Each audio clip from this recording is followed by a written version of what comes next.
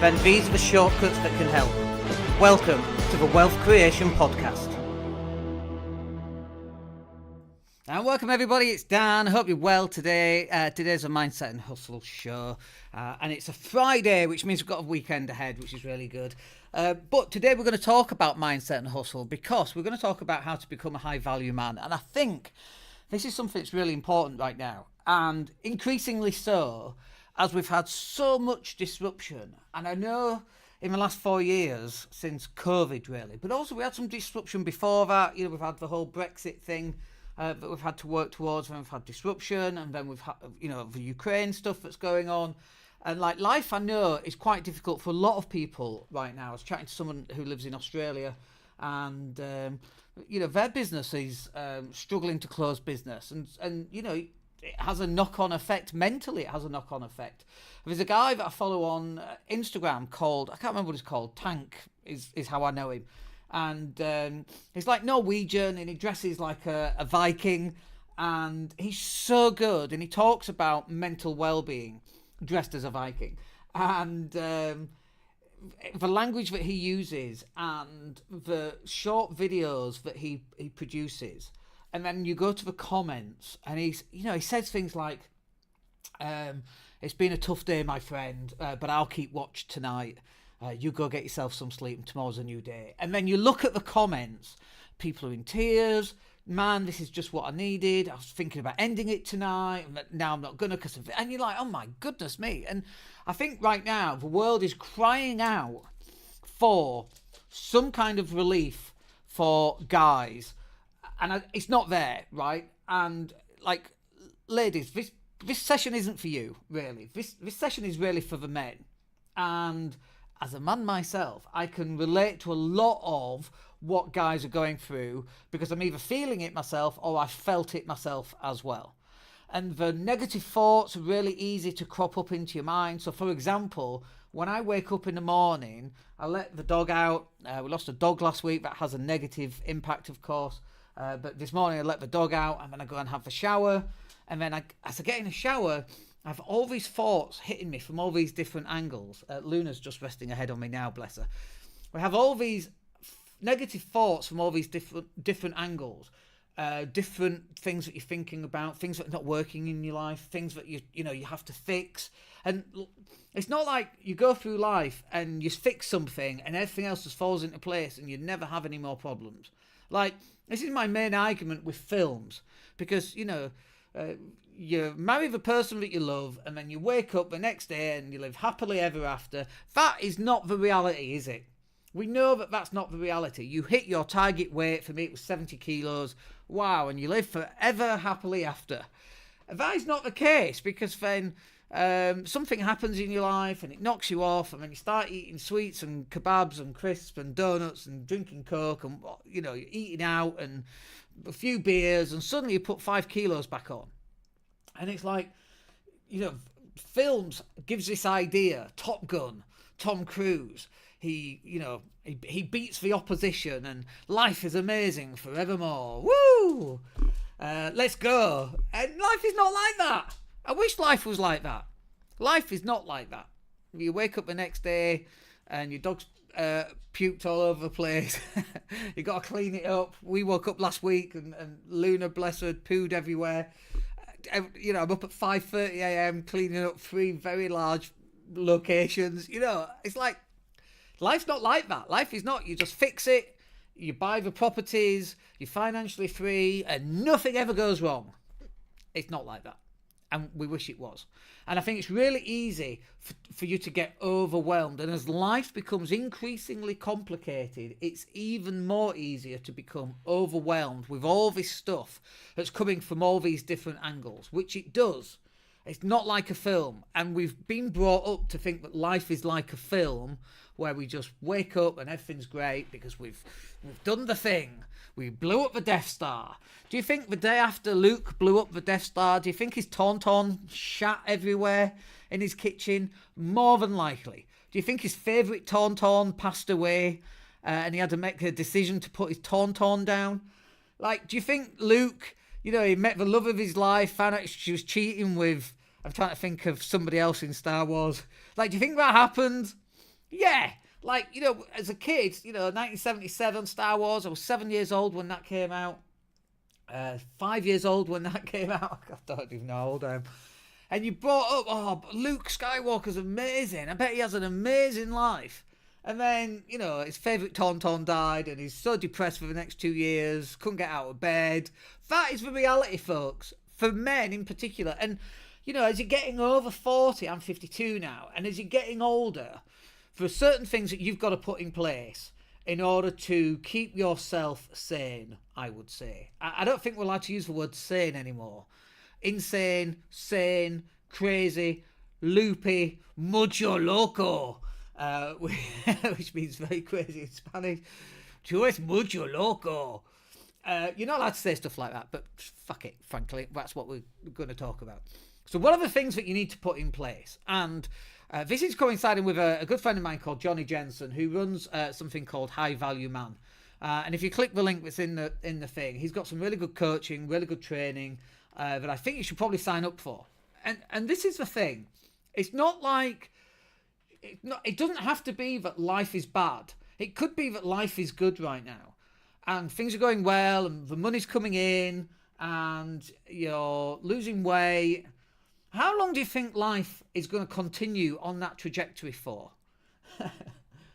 There is a word, by the way. I think it's a German word, and we don't have the same word in English. And I can't remember what the German word is, and even if I did know it, I wouldn't attempt to pronounce it. But the German word basically means it's this feeling that you get when everything's going really well, that some shit is about to hit the fan just round the corner. Or even worse, there's no point in trying to make things go right because you know that at some point things are going to go wrong. And, do we think that happens? Yes. And what I'm trying to say here is that things may be going really well for you right now. Do you think that that's going to be continual for the next 2 years? Probably not. Shit is going to happen. Stuff, life, women, partners, men, kids, dogs, work, income, the world, Ukraine, aliens, asteroids, Trump, for some people, Labour. Stuff is going to happen. And it's about having the skills and having the tools that can carry you through that. Plus, having the coaching and the accountability that will also allow you to go through all of that.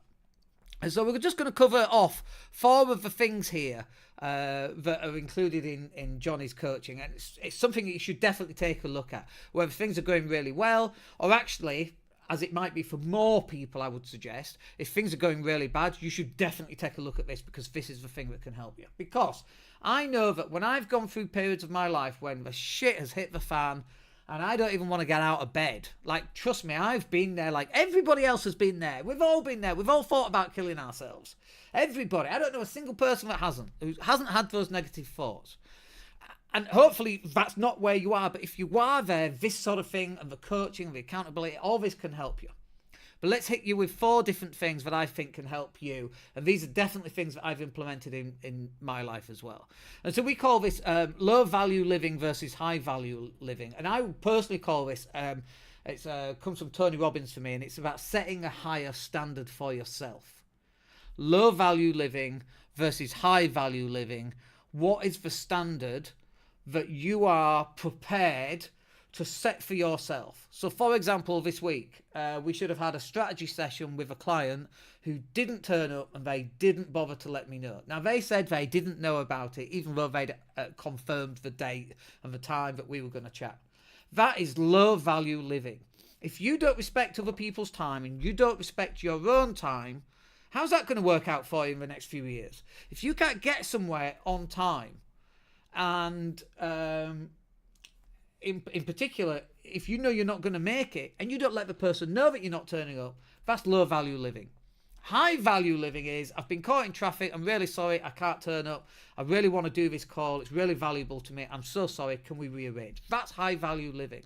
let's talk about other forms of low value living. I saw something on Twitter last week. It was Fesshole, which is a Twitter account where people give their confessions.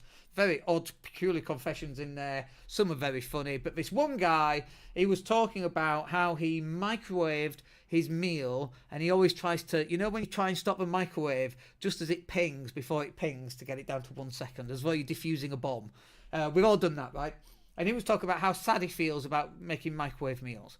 Now, interestingly, that's low value living. If you're living off microwave meals right now, these are full of fat, full of what's the word?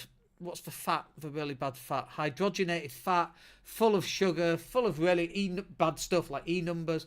Like I don't live on my own. You know, I've got a wife, got a kid, and got a dog, right? But I actually cook on my own every night because I'm on a particular diet because I want to lose weight, and I train CrossFit and all that kind of thing. And I got some things that I want to achieve. So I don't eat the same as my wife and my child, but I eat chicken, and I eat peppers, and I eat rice, and with a sauce, and it's jacket potato, and it's tuna. I eat, you know, in fact, I used MyFitnessPal before I came live. I was working out what my meal was going to look like. It includes eggs and bagels today. It's about 1,900 calories for the day. That is high value living versus low value living, which is microwave meals. These are really simple things, and you actually know what they are. The difference is you can't be bothered implementing the high value form of living. I did CrossFit this morning. We were doing toes to rings and handstand push-ups. Amazing. And rope climbs. Amazing stuff, I think, for a 52-year-old just to shin up a rope and do handstand push-ups. That's high-value living. Going for a run, going to play basketball, that's high-value living. In fact, tonight, we've got courtside tickets for the local professional basketball team. 15 quid, by the way, for, it's not even pounds, it's 15 euros, it's like 12 pounds. To get courtside. So I'm going to pretend I'm Jack Nicholson at the Lakers. That's high value living. Going with a mate of mine. Low value living is sitting at home watching Netflix or Prime or Apple TV or whatever it happens to be. Don't get me wrong. Every so often, I like a bit of low value living. I will eat a microwave meal. I will eat a shitty McDonald's. That's low value living. We do it as a treat, don't we? McDonald's as a treat. It's crazy. But that's what we do. And that's fine. But what I'm saying is that you don't live like low value every single day of your life. Like, what's that about? If you're lonely right now, that's low value living. Is there something that you could do? There's a ton of stuff that you could do if you're lonely right now. Oh, well, Dan, you don't understand how difficult it is. I have anxiety. I know people who have anxiety, so they get really drunk, make an arse of themselves, and now they've got even bigger anxiety when they go out. Well, just don't drink. Oh, no, I need a drink to take the edge off. Do you think alcohol is low value living versus high value living? I can go to a party and I can go out. In fact, we went out. We went and saw Guns N' Roses, not the actual band, a tribute band last Friday. That was high value living, folks. I drove there. I had a couple of Red Bulls. You might say Red Bull's low value living. It was zero sugar in those Red Bulls, I'll add. But went and watched Guns N' Roses tribute band. There was like 200 people there. It was brilliant. High value living. Going to a networking event. High value living. Low value living is, oh, I've got anxiety. I don't want to go to a networking event. Well, how are you going to solve your anxiety if you're not going to go to a networking event? Like, how are you going to get to a networking event unless you solve it? What steps are you taking to solve your anxiety? Oh, no, I've done everything. There is no... That's bullshit. You and I both know that's bullshit. That is that little voice, that little negative voice sitting on your shoulder going, you're not good enough because, and then you list all these reasons. Instead of being a big, powerful, grown-up adult, taking it on the chin and working through these issues that you've got. That, my friends, is high-value living. And does it take some time? Of course. Are you going to have some failures? Of course. Does that mean you give up? Of course it doesn't. That's not what high-value living is. High-value living... You know, I saw a thing today, we talk about courage, and the video that I saw, I think it's from like a really old World War II film where it's in black and white. It was talking about courage, right? And he said, you have to do the thing you're afraid of, and then you have courage. And the guy's like, oh, I thought I was supposed to have courage first, and then I go do the thing. No. You go do the thing, and the courage comes from it. So if you have anxiety about going to a networking event, for example, you just go to a goddamn networking event. You learn some little introductory lines, like this, you know, what do you do for a living? Whereabouts do you live? Have you got kids then? 3 really easy lines. Just use those lines, go up to people, introduce yourself. Hi, my name's Dan. Have you got kids then? Where do you work? It's not that difficult, right? Practice with your friends, reduce the level of anxiety, get yourself to a networking event, introduce yourself in that way. At the next networking event, because you've already done it, the anxiety will drop. Oh, I can't even get to the first one because my anxiety is so high. You see the catch-22 here. You get you face the fear head on, and then you get the courage to do it after you've faced the fear. That is low value living versus high value living. And since we're talking about CrossFit, let's talk about starting with better health. It absolutely starts with better health. Like, the confidence now to walk in a room. I've been working out at CrossFit for 2.5 years. I can walk in a room. I know I look much better than I used to. I think I look good these days. And I actually think I look better as I've got older, which is weird, right?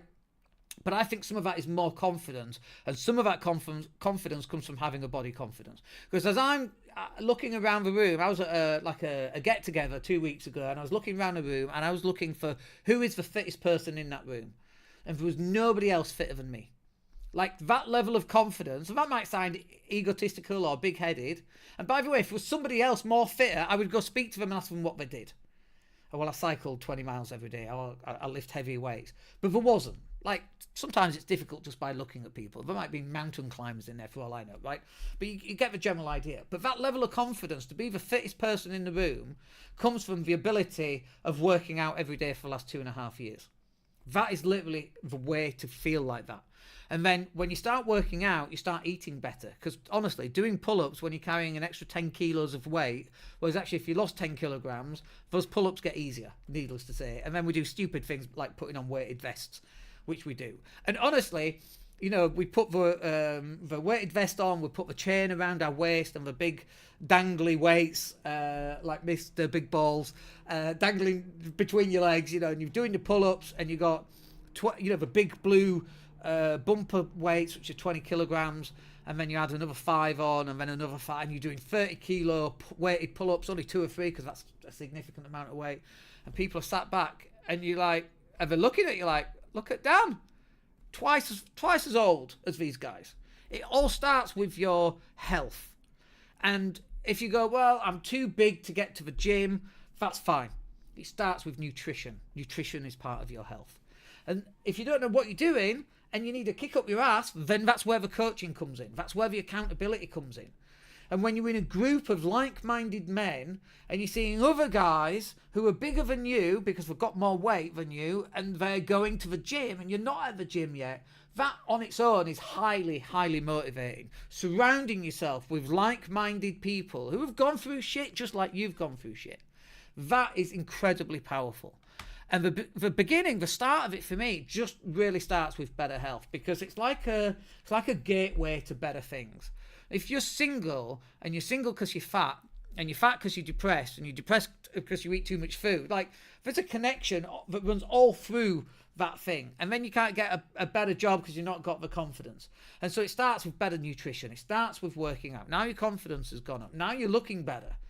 Like, now I can go to Primark and buy a crappy t-shirt and look good in a crappy t-shirt, more than going to a Hugo Boss shop and buying an expensive t-shirt and still looking crap in it, because it fits better.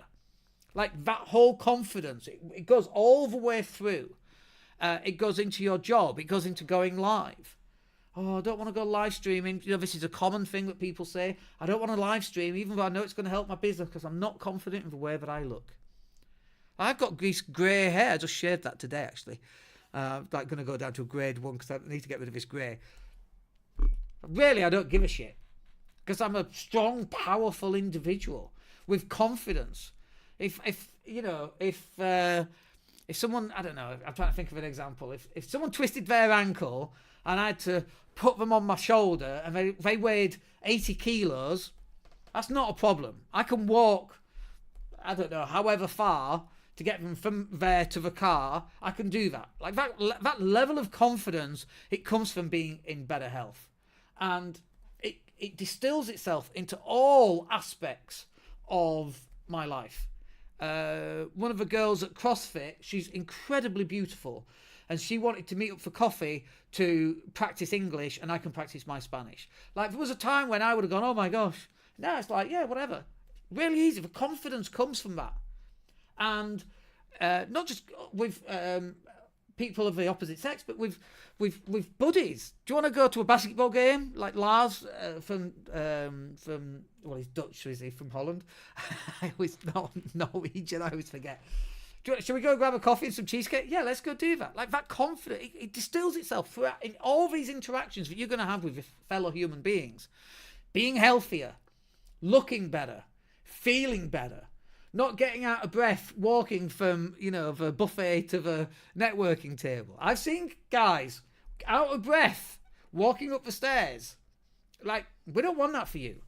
Get yourself coached, get yourself accountable, start making these changes in your life that are really there, start waiting for you just to make the decision. It's as simple as that, or it certainly can be. One of the other angles that I know Johnny talks a lot about is about removing blame, frustration, and resentment. And it's, you know what? Oh my God, especially if you're a parent, right? Like, you can do a million things right and you do one thing wrong. And the thing that you're waking up about in a cold sweat is that one thing you did wrong 8 years ago. And you made your kid cry. We've all done it, with dads. We've all done it. You had a short temper because something else was going on that had nothing to do with your kid, and they just asked at the wrong moment. You're like, well, you just give me a moment, and now they're crying. Now, oh my God, 8 years later, you're still thinking about that one event, even though you've made up for it more than enough, and you've a million times over. That's that one thing that stops you. Like, that's the blame and the frustration with yourself. We're not perfect beings. Far from it. You are not a perfect being. Dan is not a perfect being whatsoever, right? I fuck up so many times in so many different ways. Luckily, we can sweep it under the carpet. Nobody gets to see them. But I still do it.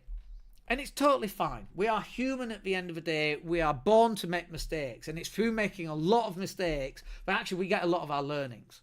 And I'm not saying that it's the only way of making learnings and learning how to do things better. But I have this really nice idea that the first time I'm going to try something, I'm probably going to get it wrong. Climbing a rope, couldn't do it.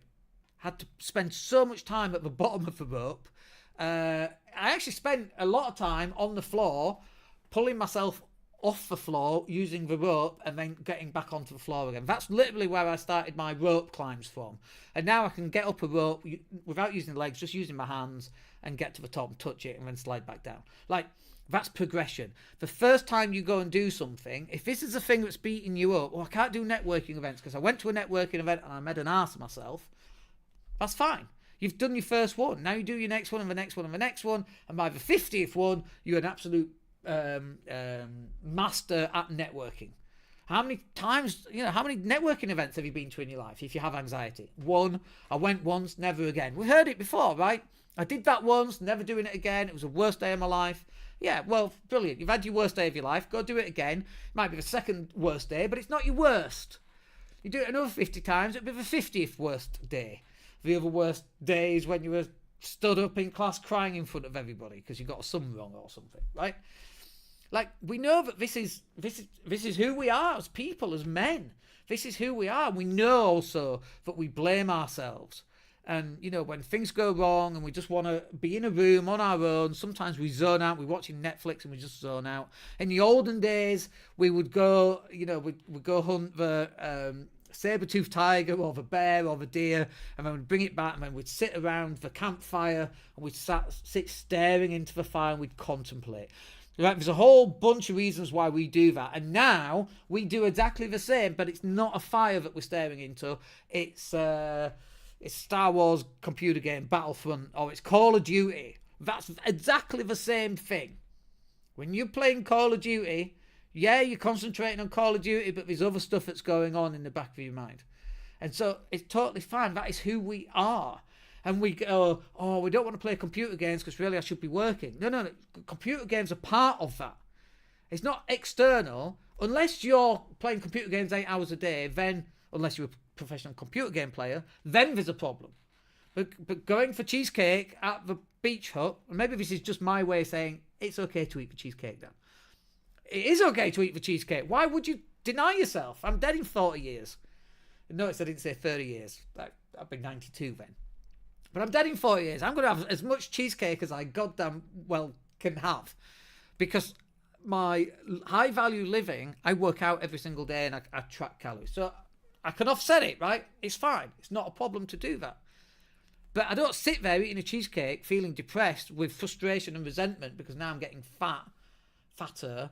It ties into my calories each week. It's totally fine. I've accounted for it. It's totally fine. Why would I feel frustration and resentment and blame about that? I'm just going to really, really enjoy it, right? So it's not about being perfect. It's about recognizing the fact that we are human and we are going to make mistakes. And when we make mistakes, it's totally fine to make mistakes. The key is, what do we do after we make the mistake? Are we just going to continually blame ourselves for this? Relationship breakdowns. Are we going to continually blame ourselves for the relationship breakdown? You know, I had one, what would it be? It would be 15 years ago, right? And then had to battle to see my kids. Like, I am responsible for some of that. There's absolutely no doubt. And if you'd met the ex, you would realise it's probably quite a small percentage. However, right, that's blame. That's not where I want to be. I want to be not looking back at what happened there. My eldest is now 19. She's got a daughter of her own.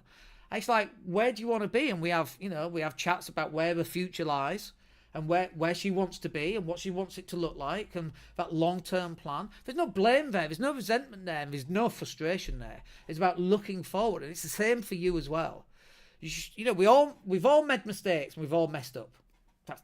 That's just a given, right? Elon Musk blew up God knows how many rockets. He had one rocket left. He made it work.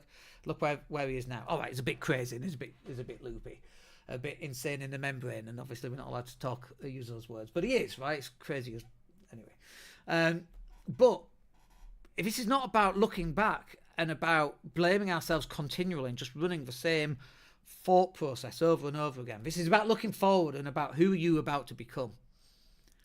What is the man that you are about to become when you start lifting bench pressing your body weight? For example, we were watching Ted Lasso and we were in the gym and we were bench pressing 40 kilos and we had a spotter, and I said to my wife, these are professional footballers apparently, you don't need a spotter on 40 kilos, right? But if all you can do is 40 kilos, you're probably not a professional footballer. That's awesome. Now your target is getting to 50 kilos and 60 kilos and 70 kilos and 80 kilos. 80 is about my limit right now. But this is about transforming where you are now and the man that you are today, and what do you want to look like? How do you want to handle yourself? What successes do you want? What is that supposed to look like over the next 5 years? And moving towards that and removing the blame, the frustration and resentment, because that is usually one of the things that's holding you back. And then finally, there's something it's really peculiar that we actually feel a lot of guilt around, I would suggest. And what we feel a lot of guilt around is the way in which we kind of deny ourselves from having fun. Like, well, especially when we have kids and, like I work from home, my wife and my child are at school, they come back, you want to spend time with them. And then my kid goes to bed and then, we watch a bit of TV. Sometimes we play a game on the table outside. A bit of Rummy Club, sometimes Scrabble, whatever, right? And that's fine. But then sometimes it's not fine. Sometimes I need to go out and I need to go do something. Like tonight we've got a basketball game that we're going to watch, courtside at the basketball. Going to pretend I'm Jack Nicholson at the Lakers. Probably not quite the same experience. Last week we went to see Guns N' Roses tribute band. In a few weeks' time we've got an Oasis tribute band that we're going to go see. And like this idea that as grown-ups and as men, we shouldn't be having fun. Like, I don't believe in that at all. Like, I think deep down we are secretly just children. I bought a lightsaber last week. A couple of weeks ago, it arrived last week. I bought it from Temu, and you screw it together, and it's a staff blade. Oh my God, I'm 52, and I felt like I was 7 again. With your lightsabers. It's all right to have fun. And you know what the best bit is that as we get older, we can go buy the Xbox, the brand new one. Like an Xbox X is 250 quid. You probably can afford that. Like, because you're older, you're earning a bit more, you've got a bit more about you. You can go do that. If you want to go watch the basketball game, go courtside, pay a little bit more. You can go do that. If you want to go VIP, you can probably go do that. I know money's tight for a lot of people right now, so maybe not right now. But as you're moving forwards, and this is the thing, is that as we get older, it's almost like we deny ourselves the opportunity for us to have fun, which is bonkers.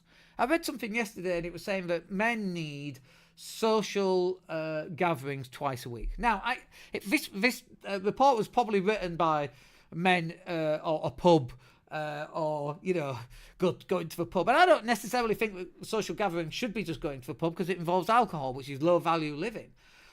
A social gathering could be going to CrossFit, which is a high value living. It could be climbing. It could be going pottery class. It could be going on speed dating if you're single. It could be going on salsa class, fellas. If you're single, join a salsa class. Probably, I've never been, but I would imagine there's loads of women at salsa classes. If that's where you want to go and you want to meet women, then that's probably a great thing to do. Go and have some fun, guys. Go hire a jet ski.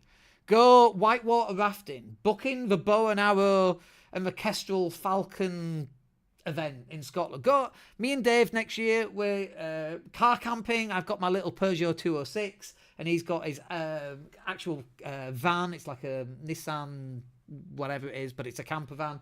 And we're going around Scotland for 3 days. Sleeping in the cars, going to Glasgow, going to Edinburgh, like Top Gear style. Like, book in some fun. And it, by the way, that's not actually costing that much. Like, I don't know how long it is. It's 1,200 miles, whatever it is. I don't even know how long it is. I can probably find that out, actually, because I've got the map open still. Like, the cost on that is not a lot at all.